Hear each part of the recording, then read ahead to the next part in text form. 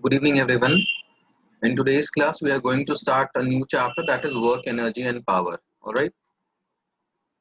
So, keep your NCRT book and your notebook along with you. We will be doing some questions and numericals from NCRT book. So, you must have NCRT book along with you.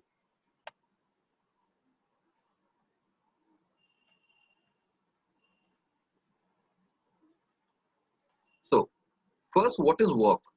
We will understand each of these terms. Work, energy, and power. इन तीनों terms को हम एक एक करके detail में समझते हैं. Work क्या होता है, energy क्या होता है और power क्या होता है in physics. Physics में इसका क्या मतलब है? So in physics, work का क्या मतलब होता है? Now tell me, suppose there is a person here and he's trying to push a wall. This is a wall. This person is trying to push this wall.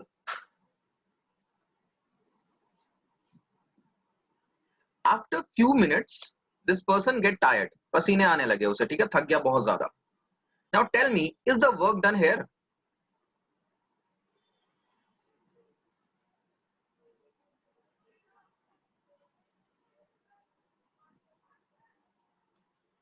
So tell me in the chat, is work done in this case? क्या ये person कोई work कर रहा है यहाँ पे? देखो, अगर नॉर्मली हम देखें, अगर normal day to day language में हम बात करें तो हम बोलेंगे यार ये पर्सन जो ये बहुत थक गया, मतलब इसने बहुत काम किया है. लेकिन फिजिक्स में या साइंस में इसको हम वर्क नहीं मानेंगे, ठीक है. So as per physics, no work is done.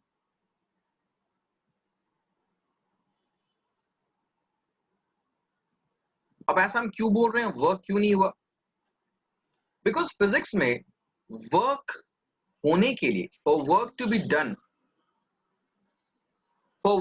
Done, two essential conditions are there, ठीक है. सो हमारा हेडिंग रहेगा essential conditions for work to be done.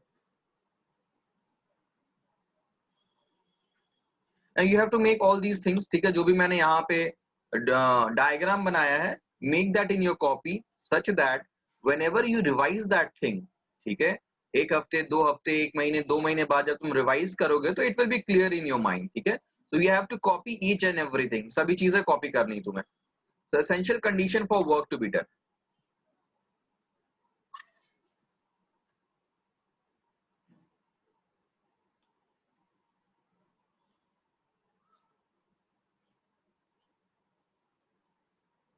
So what is the essential condition? So there are two essential conditions.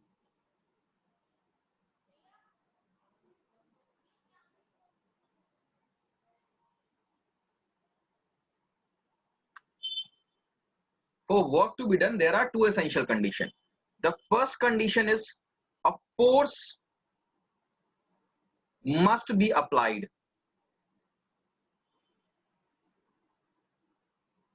on the object. जिस भी हम object की बात करें, जैसे यहाँ पे ऑब्जेक्ट क्या, वॉल है, वॉल इज द ऑब्जेक्ट है.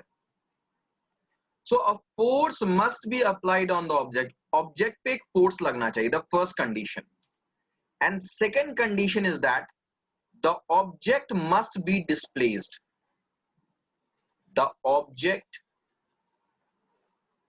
must get displaced along the line of action of force.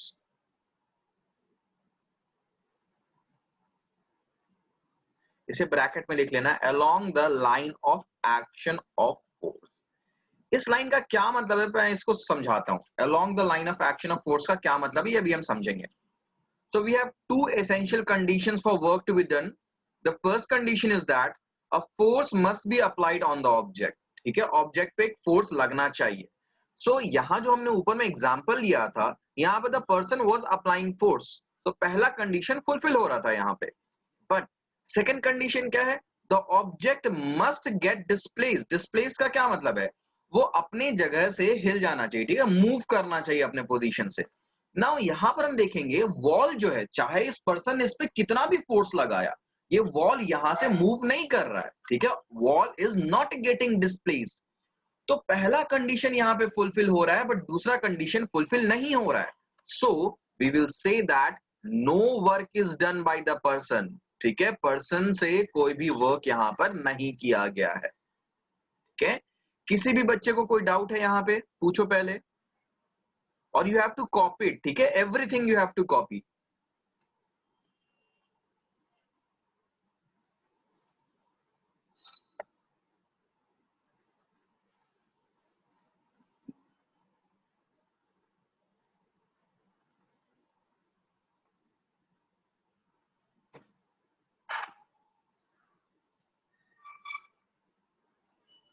After copying, you have to confirm, right?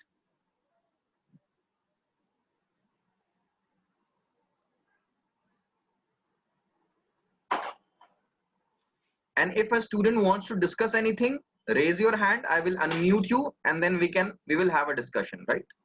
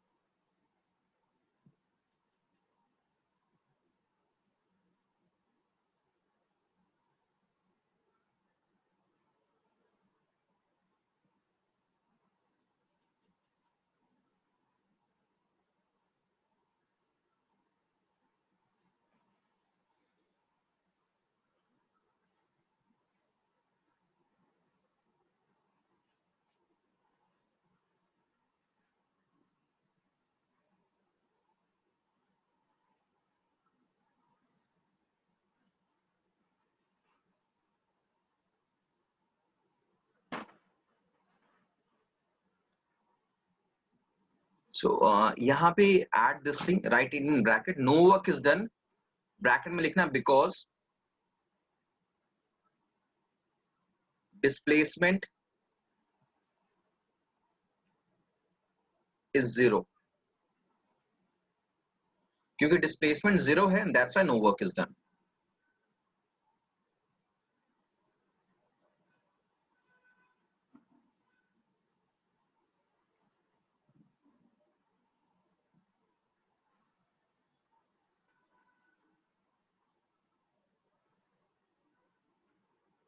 Everybody has copied.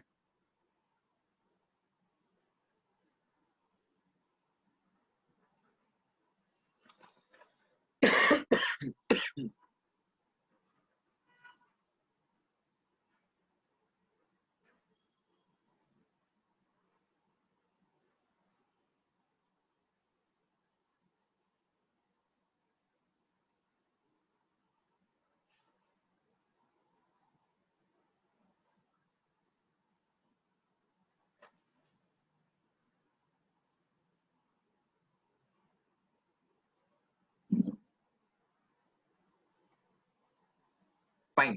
आगे चलते हैं, ठीक है. Now, there is a question. Consider the following situation. You have to write everything. ठीक है, सभी बच्चे ने नोट डाउन करना है because इस हाफ ईयरली में most of you are having issues with the notes. ठीक है, end moment पे you do not have notes with yourself. So make sure that everybody has to copy this. Once the chapter will get finished, एक बार जब ये पूरा chapter complete हो जाएगा, then you have to make the PDF of this notes. जो notes class work हो रहा है, ठीक है, class work का PDF बनाना है, and you have to send me for checking. Everybody should have proper class notes. So consider the following situation.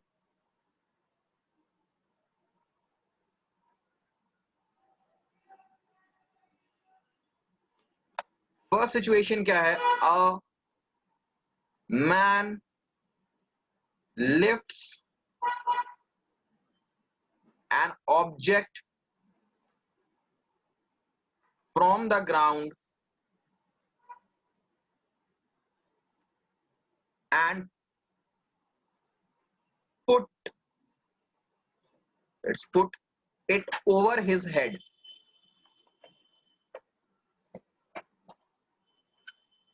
This is the first case. Second case क्या है? He keeps the object on his head for 5 minutes.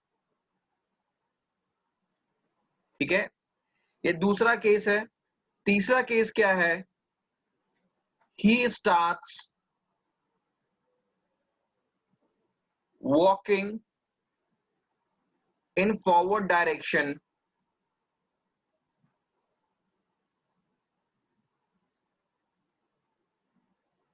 with object on his head. Now the question is, in which case work is done?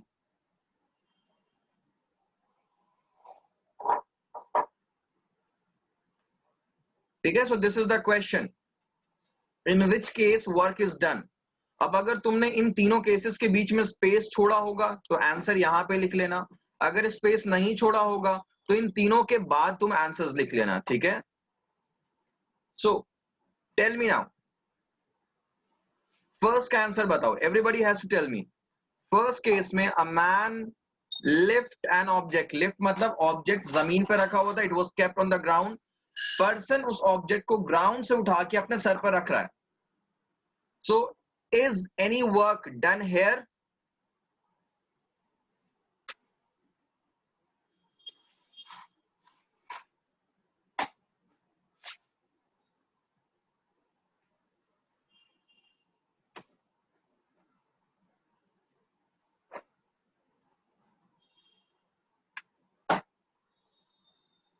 Correct, Janveer, Vansh, Swaraj, all correct. Other people, tell me, is any work done here?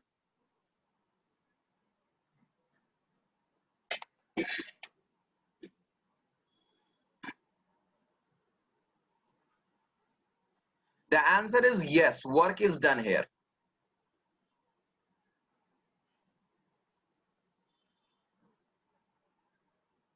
How? अब ये देखते हैं. Now see, person is applying a force on the object. Suppose this is a person.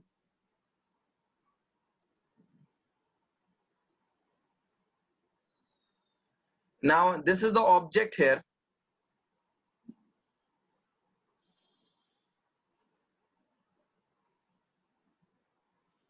So person जो है इस object पे क्या कर रहा है? एक फोर्स लगा रहा है अपवर्ड डायरेक्शन में.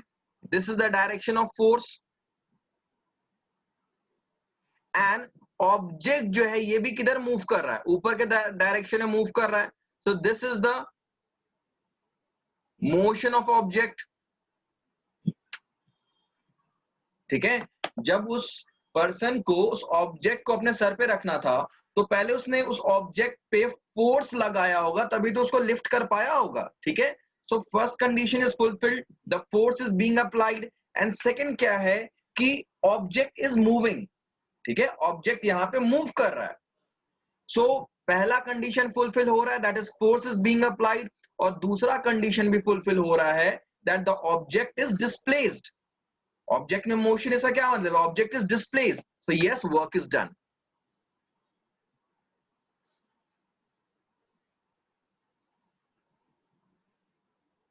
Okay. Is the screen visible to everyone now? Is the screen visible?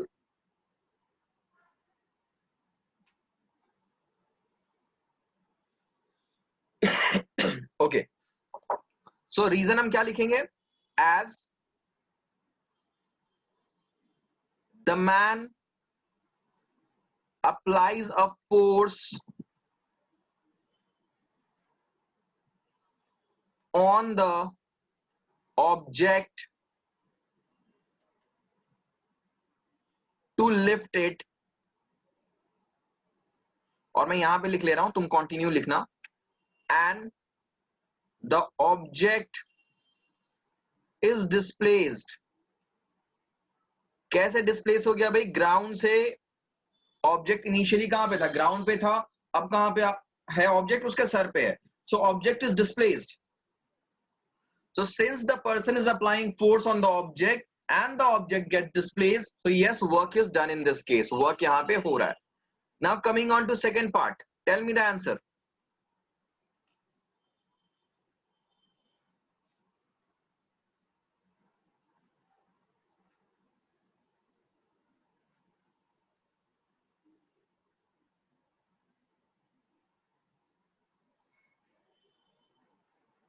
The second question is, he keeps the object on his head for 5 minutes. उसने उस ऑब्जेक्ट को अपने सर पे रखा हुआ है बस.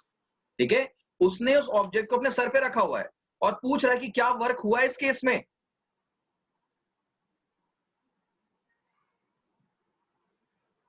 So very good, everybody is answering correct. So देखते हैं यहाँ पे. So this is the man. See, you have to make the diagram of the man also. ठीक है, this will help you to understand the situation. So this is man and this is the object on his head. अब देखो, इस man ने इस object को अपने sir पे रखे हुए रहने के लिए फोर्स लगा रहा है, क्योंकि ऑब्जेक्ट का एक नीचे के डायरेक्ट ऑब्जेक्ट का एक वेट होता. ठीक है, अगर मान लो हम किसी भी चीज को होल्ड करके रखे हुए, अगर हम छोड़ दें तो वो चीज नीचे गिरेगी ड्यू टू इट्स वेट. लेकिन हम उसे क्या करें, होल्ड करके रखे हुए. It means that we are applying some force, तभी तो हम उसे ऊपर होल्ड करके रखे हुए, नहीं तो वो नीचे गिर जाता ना. बात आई समझ में. किसी भी ऑब्जेक्ट को अगर हम होल्ड करके रखे हुए हैं, so we are applying some force on the object, तभी उसको हम होल्ड करके रखे हुए हैं. अगर हम फोर्स ना लगाएं तो क्या होगा, ऑब्जेक्ट नीचे आ जाएगा, जमीन पे गिर जाएगा, it will fall on the earth. So man is applying some force on the object which is equal to the weight of the object. Object का जितना वेट था, पर्सन उतना ही फोर्स लगा रहा है, सच दैट वो ऑब्जेक्ट वहां पर स्टेबल रहे उसके सर पे. ठीक है, but the man is standing still, वो मूव नहीं कर रहा है, तो ऑब्जेक्ट भी मूव नहीं कर रहा है. So a force is being applied, force apply हो रहा है यहां पे, but there is no displacement. ठीक है, फोर्स अप्लाई हो रहा है बट कोई डिस्प्लेसमेंट नहीं है. Condition 1 is fulfilled but condition 2 is not fulfilled. तो क्योंकि वर्क तभी होता है जब दोनों कंडीशन फुलफिल होते हैं, क्योंकि condition 2 is not fulfilled here, so no work is done. ठीक है, so answer is no work is done. Is done. Reason क्या देंगे, the man is applying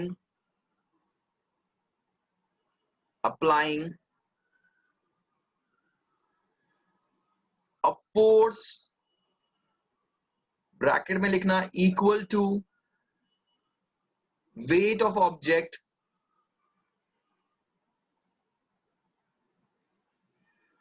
to hold it, but as he, फिर यहां मैं लिखता हूं, is standing still,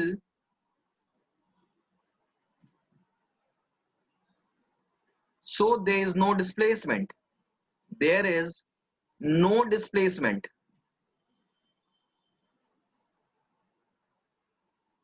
ठीक है, finally we will write as a result work done is 0.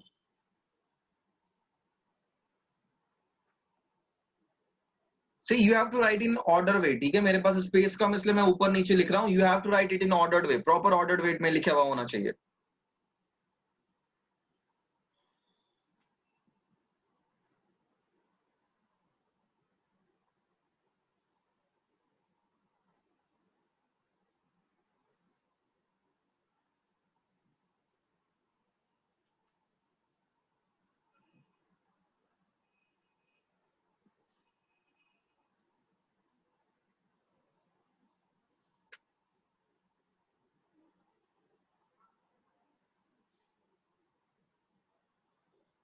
Now the third case. Third case में tell me what will be the answer. Will work be done here in the third case?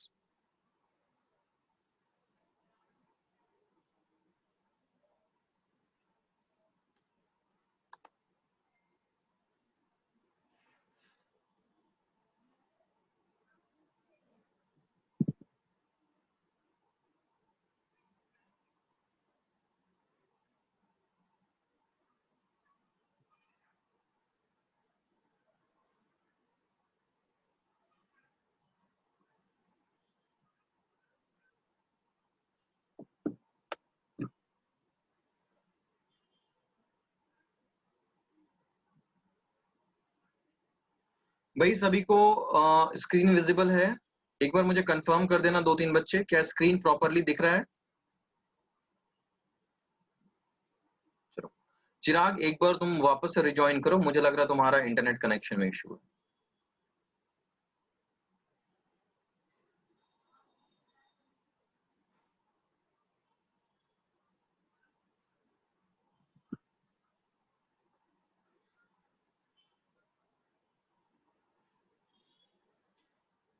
So Chirag, is it visible now?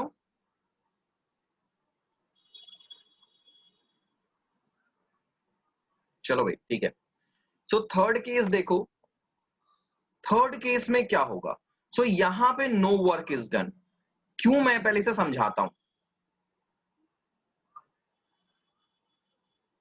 Suppose this is the person जिसने अपने sir पे ये load रखा हुआ है and the person is moving in this direction. Person इस direction में move कर रहा है, ठीक है। तो देखो भाई, ये पर्सन जो फोर्स लगा रहा है इस लोड को अपने सर पे रखने के लिए, जो फोर्स लगा रहा है, फोर्स का डायरेक्शन किधर है? Upward. So this is the force जो ऊपर की तरफ लग रहा है, क्योंकि लोड तो नीचे आना चाह रहा है, पर्सन उसको ऊपर रख रहा है, अपने सर पे रख रहा है। So he is applying a force in upward direction and जो डायरेक्शन ऑफ मोशन है वो किधर है? इधर है। जो हमारा डिस्प्लेसमेंट है वो किधर है? इधर है। सो बेसिकली अगर मैं देखूं तो डिस्प्लेसमेंट ये है, डिस्प्लेसमेंट को हम एस से डिनोट करते हैं एंड फोर्स इस डायरेक्शन में F. So the angle between force and displacement is 90 degree, ठीक है। अगर पर्सन आगे की तरफ चल रहा है तो लोड भी तो आगे की तरफ ही जा रहा है ना, उसके सर पे रखा हुआ है तो लोड भी आगे की तरफ जा रहा है। तो फोर्स जो वो पर्सन लगा रहा है ऊपर के डायरेक्शन में लगा रहा है, उस लोड को अपने सर पे रखने के लिए जो फोर्स लगा रहा है किधर लगाएगा? ऊपर के डायरेक्शन में लगाएगा। और वो पर्सन किधर मूव कर रहा है? फॉरवर्ड चल रहा है। सो डिस्प्लेसमेंट किधर है? आगे की तरफ है। सो फोर्स और डिस्प्लेसमेंट यहां पे परपेंडिकुलर है। Always remember, whenever force is perpendicular to displacement, then no work is done by the force, ठीक है। no work is done as force and displacement are perpendicular to each other.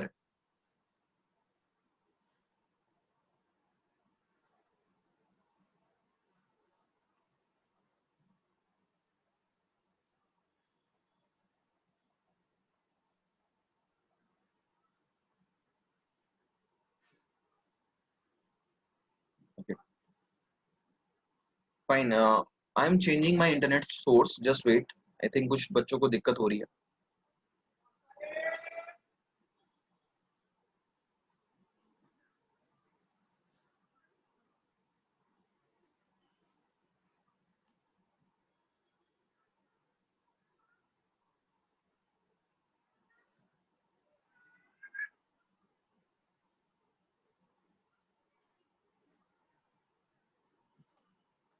Fine. Kritin, is my voice clear now?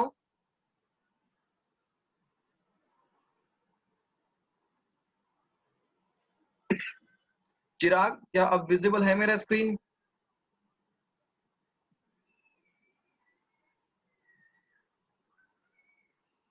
चलो कोई बात नहीं। अब ये जो हमारा लास्ट वाला केस है इसमें कुछ बच्चों को नहीं समझ में आया होगा, so I will be taking some more examples, ठीक है।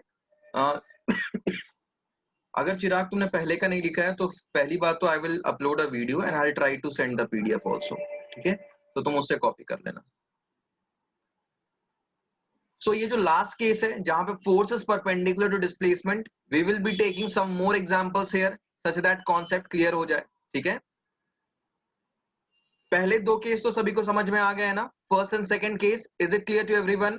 सारथी, आवाज आ रही है मेरी?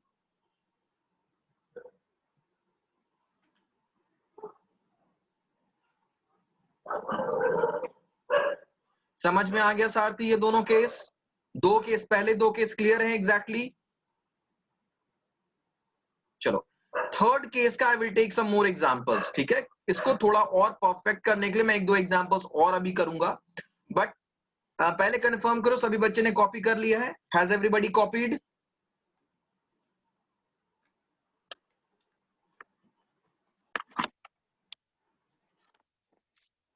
नमन, are you copying it?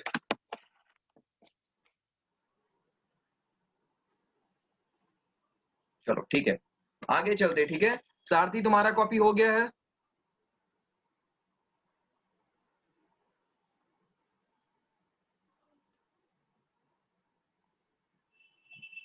Yes Sarathi, any doubt? अच्छा ठीक है, कॉपी करो कॉपी करो।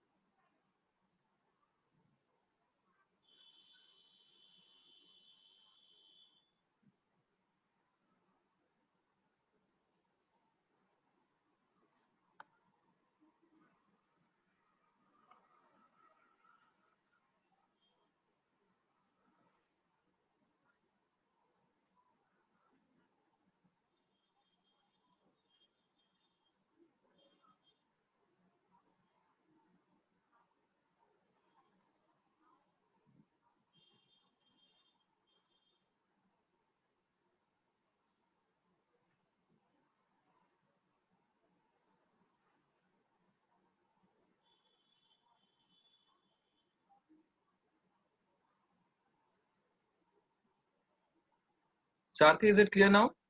कॉपी हो गया?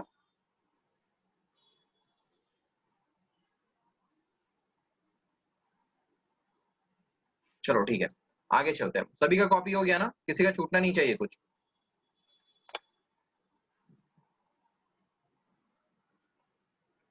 सो हेडिंग देना है, no work is done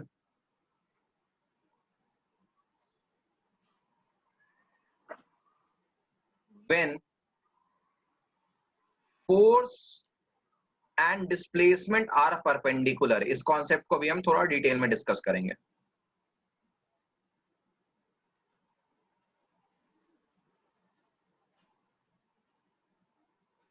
no work is done when force and displacement are perpendicular. जब फोर्स और डिस्प्लेसमेंट परपेंडिकुलर होते हैं उस केस में कोई वर्क नहीं होता है। इसको हम ये भी कह सकते हैं, work done is zero. Concept of zero work भी इसे हम कहते हैं।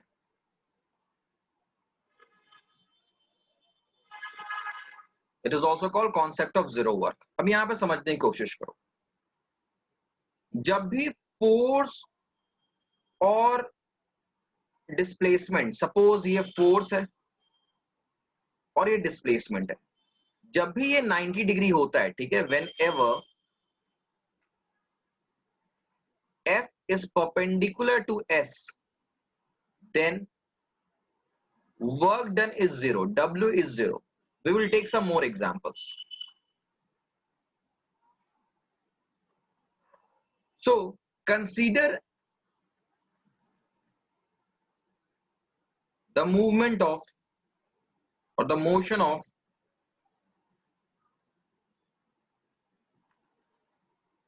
Earth around Sun.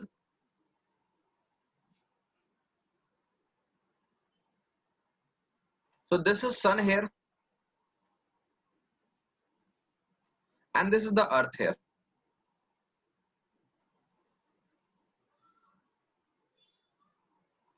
So this is Earth here and this is Sun. अब हमने ये चीज सर्कुलर मोशन में पढ़ा था। जब हम मोशन चैप्टर पढ़ रहे थे वहां पे हमने देखा था कि कोई भी चीज सर्कुलर मोशन में तभी रहती है जब एक फोर्स उस ऑब्जेक्ट पे एक्ट करता है जो उसको हमेशा टुवर्ड्स द सेंटर पुल कर रहा होता है, ठीक है।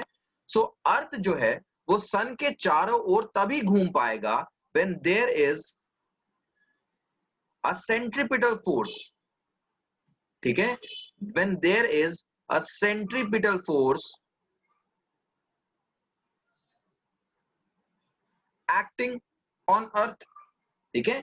कोई भी चीज, सपोज मान लो मेरे पास एक स्टोन है, मैं उस स्टोन को चाहता हूं कि मेरे सर के चारों ओर वो रोटेट करे, तो ऐसे तो रोटेट करेगा नहीं, because I don't know any kind of magic. तो मुझे क्या करना पड़ेगा, I have to tie that stone with a thread. जब मैं उस स्टोन को एक थ्रेड से टाई करूंगा ना, और फिर मैं उसको रोटेट करने की कोशिश करूंगा, तो it will rotate around my head, because वो जो थ्रेड है ना,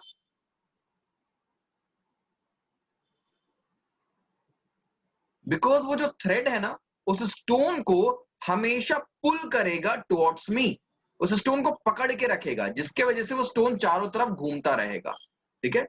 ओके, एक बार मुझे कंफर्म करो, इज माई ऑडियो क्लियर? मेरी आवाज क्लियर आ रही है भाई?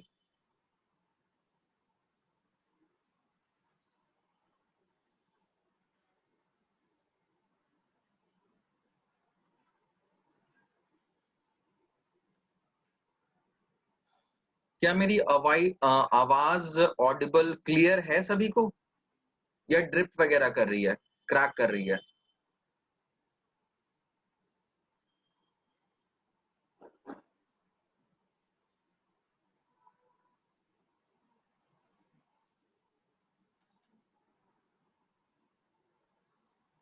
देखो भाई, कुछ बच्चों को क्लियर आ रही है, कुछ बच्चों के केस में क्रैक कर रही है आवाज।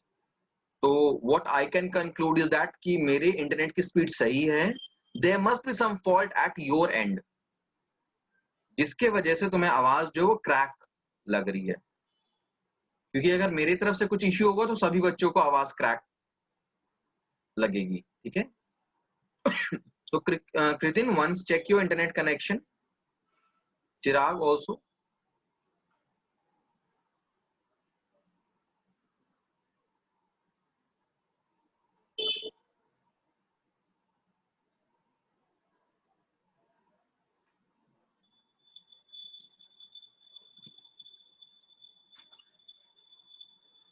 चलो आगे चलते हैं, ठीक है। सो जैसे कि मैंने स्टोन का एग्जांपल लिया था, सो अगर मैं चाहता हूं कि ये अर्थ जो है वो सन के चारों ओर घूमे, जो घूमती है, so basically there is a force जो इस अर्थ को कॉन्टिन्यूसली सन के तरफ पुल कर रहा होता है, सन से बाइंड करके रखा हुआ होता है। तो that force is centripetal force. वो फोर्स कौन सा होता है? सेंट्रीपिटल फोर्स होता है। And also we know that circular motion में जो डायरेक्शन ऑफ मोशन होता है वो किधर होता है? Along the tangent. ये मैंने डिटेल में समझाया था। This is the direction of motion, it is along the tangent. मतलब तुम ऐसे इमेजिन करो कि अगर मैं एक स्टोन को थ्रेड से बांध के अपने चारों ओर रोटेट करवाता हूं और वो थ्रेड कभी टूट जाए, so what will happen, that stone will go in this direction. Stone जो होगा वो इस डायरेक्शन में मूव करेगा। So this is the direction of motion at every point, ठीक है। अगर मैं किसी और पोजीशन पे लूं, तो अगर मान लो इस पोजीशन पे लूं, तो सेंट्रीपिटल फोर्स का डायरेक्शन क्या होगा? Centripetal force will be in this direction, this is F. And what will be the direction of motion? This will be the direction of motion. मैं किसी और पॉइंट पे लूं, मैं इस पॉइंट पे लूं, तो सेंट्रीपिटल फोर्स का डायरेक्शन किधर होगा भाई? ये होगा centripetal force towards the centre. And what will be the direction of motion? This will be the direction of motion, ठीक है।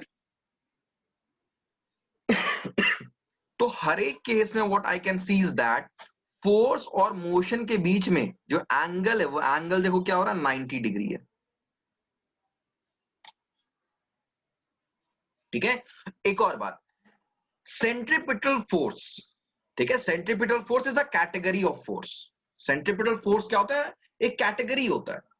तो यहां पे सन और अर्थ के बीच में which force is providing the centripetal force? देखो सेंट्रीपिटल फोर्स का अपने में कुछ वो नहीं होता, मतलब it is not actually something. Centripetal force is always provided by some kind of force.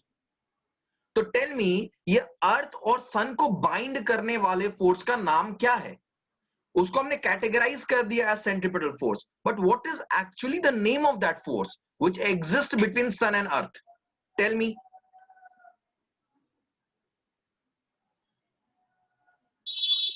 Centripetal force तो वो कैटेगरी है फोर्स का जो सर्कुलर मोशन में प्रेजेंट होता है, बट एक्चुअली में सन और अर्थ को जो फोर्स बाइंड कर रहा है, जो अर्थ को सन की तरफ पुल कर रहा है, what is the name of that force? Yes Naman, exactly correct. वो कौन सा फोर्स होता है जो प्लैनेट्स को एक दूसरे से बाइंड करता है? सन को अर्थ से बाइंड करता है, मून को अर्थ से बाइंड करता है. What is that force?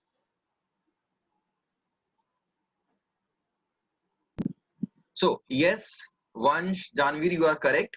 That is the gravitational force. तो ये सेंट्रीपिटल फोर्स जो है, सेंट्रीपिटल फोर्स कहां से आ रहा है? ग्रेविटेशनल फोर्स की वजह से आ रहा है. ठीक है, तो centripetal force here, centripetal force is provided by gravitational force.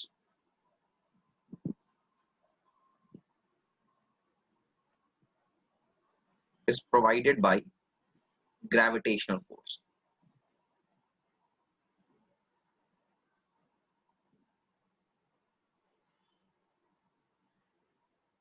ठीक है, is it clear?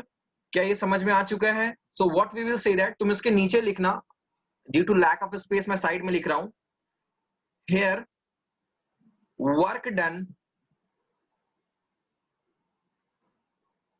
by gravitational force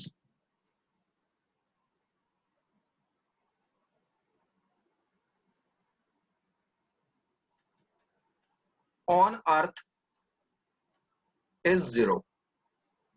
force कौन सा लग रहा है? Gravitational force. मूव कौन कर रहा है? अर्थ मूव कर रहा है. फोर्स भी लग रहा है और मोशन भी हो रहा है, दोनों कंडीशन फुलफिल हो रहे हैं, बट यहां पर मोशन और फोर्स का लाइन ऑफ एक्शन परपेंडिकुलर है. ठीक है, मतलब डायरेक्शन ऑफ मोशन देखो अलोंग द टैंजेंट है. टैंजेंट क्या होता है? सर्कल, एक ऐसा लाइन जो सर्कल को एक पॉइंट पे टच करे उसको हम बोलते हैं टैंजेंट. और फोर्स जो है टुवर्ड्स द सेंटर है. ठीक है, so here the work done by the gravitational force on earth is zero. Work हमेशा कोई फोर्स करता है किसी ऑब्जेक्ट के ऊपर करता है, तो ग्रेविटेशनल फोर्स अर्थ के ऊपर जो वर्क करा दैट इज जीरो. ये कॉपी हो गया तो कंफर्म करो, फिर हम आगे चलते हैं.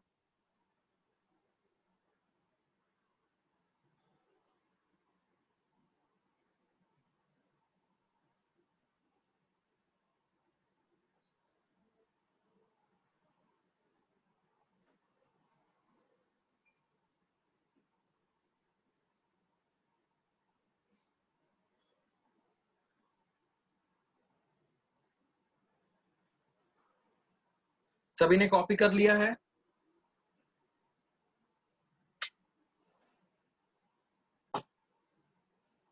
ओके वंश, कॉपी करो. चलो, जिनका जिनका कॉपी होता जा रहा है वो कंफर्म करते जाना चैट में. ठीक है,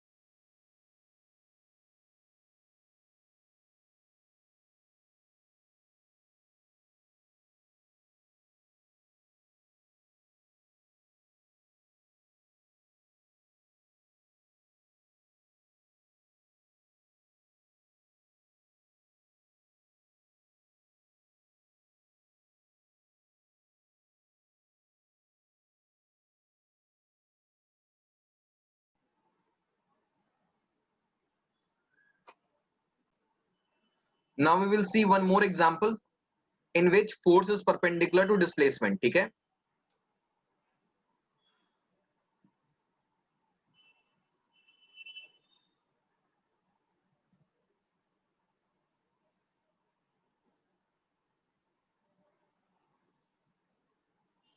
Suppose a block is kept on a table. This is a table. इसके ऊपर कोई ऑब्जेक्ट रखा हुआ है, ठीक है। सो ऑब्जेक्ट को यहां से डिस्प्लेस करके इधर ले आया गया, ऑब्जेक्ट को यहां पॉइंट ए से डिस्प्लेस करके पॉइंट बी पे ले आया गया। तो नाउ पूछा गया है, this is case number 2, work done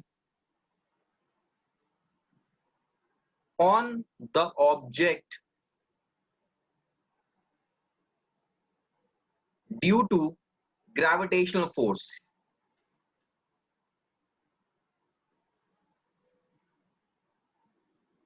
इसी ग्रेविटेशनल फोर्स को हम बोलेंगे वेट ऑफ द ऑब्जेक्ट।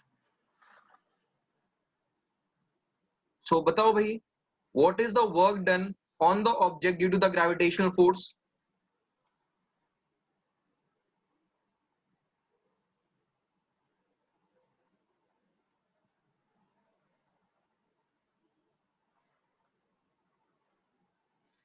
ए से बी तक मूव करने में, इस ऑब्जेक्ट को ए से बी तक मूव करने में ग्रेविटेशनल फोर्स का क्या वर्क होगा?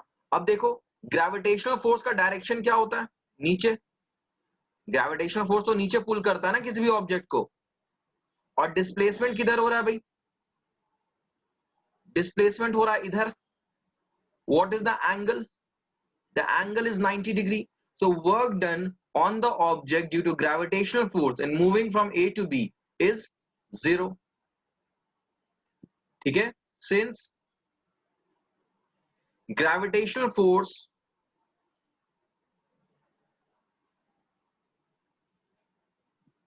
is acting in downward direction,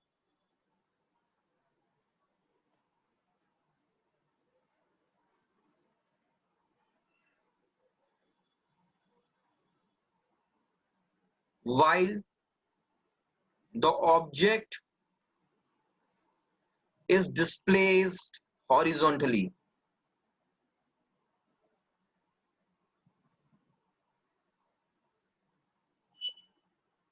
While the object is displaced horizontally. ठीक है? So gravitational force is acting in downward direction while the object is displaced horizontally. Thus, force and displacement are at right angles.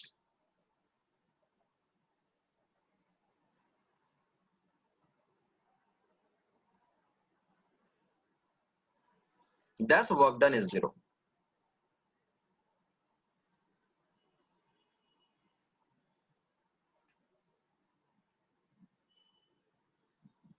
Is it clear to everyone? This is the table.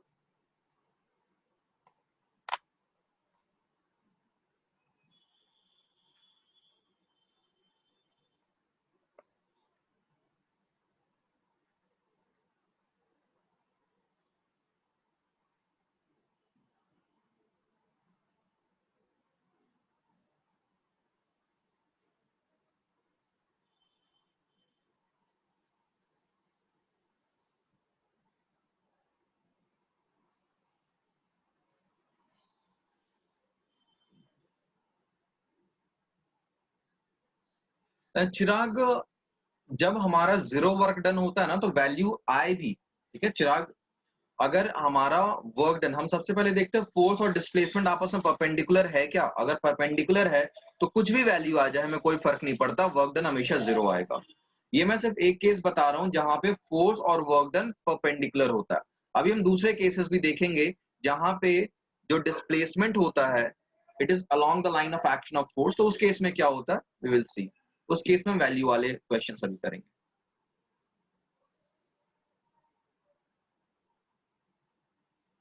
So has everybody copied this?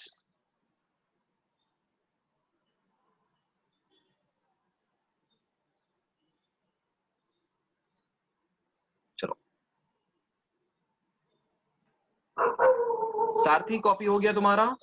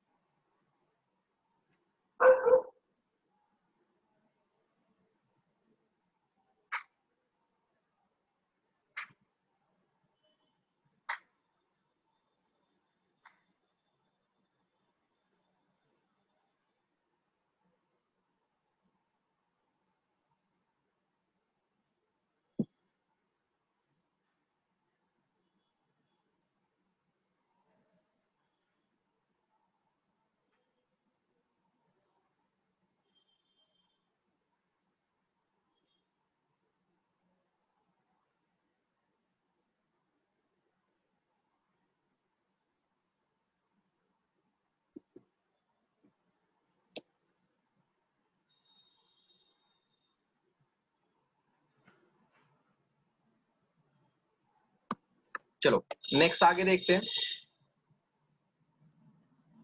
Next is formula of work. Work का formula क्या होता है? So if F force, या फिर इसको हम ऐसे लिख सकते हैं, if a force F acts on an object and displaces it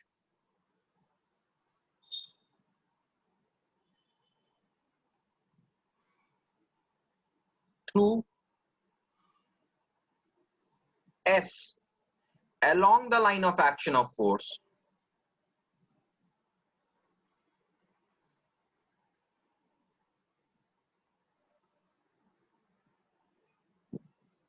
then जो वर्क डन होता है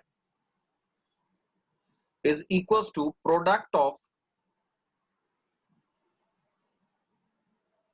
force and displacement. Means W is equals to F into S. ये फॉर्मूला होता है. नाउ यहां पे ध्यान देना है, SI unit of work is joule, small j o u l e, denoted by capital J. Also SI unit of force is Newton, denoted by capital N, and displacement is meter, denoted by small m. So मैं अब यहाँ पे ऊपर लिख रहा हूं, therefore देखो work done क्या हो गया, जूल, तो ये हो गया 1 joule is equals to force क्या हो गया 1 न्यूटन एंड डिस्प्लेसमेंट क्या हो गया 1 metre. So 1 joule is equals to 1 newton metre भी हम लिख सकते हैं. सो वर्क का यूनिट न्यूटन मीटर भी हो सकता है. ठीक है, कॉपी करो इसे.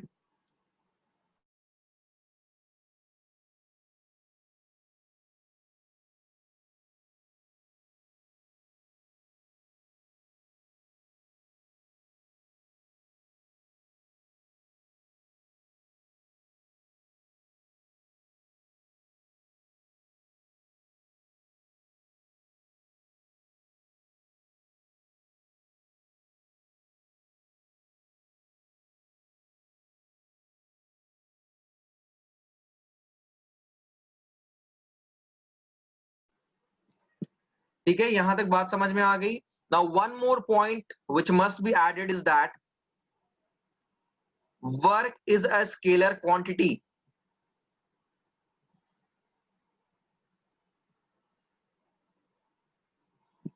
So what is a scalar quantity bhai? A physical quantity which has only magnitude but no direction. Direction नहीं है. That is called a scalar quantity. So work का magnitude तो होता है 2 joule work, 3 joule work, 10 joule work, ये तो हम कह सकते हैं. बट हम ये नहीं बोल सकते 2 जूल वर्क इस डायरेक्शन में हुआ या उस डायरेक्शन में हुआ है. ठीक है, तो work is a scalar quantity. तो मैं यहां भी नीचे में लिख देता हूं, work is a scalar but force is a vector, also displacement is a vector quantity. Force और डिस्प्लेसमेंट दोनों वेक्टर क्वांटिटीज है. ठीक है, so that is all for today's class. आगे की क्लास में we will study this concept further. ठीक है.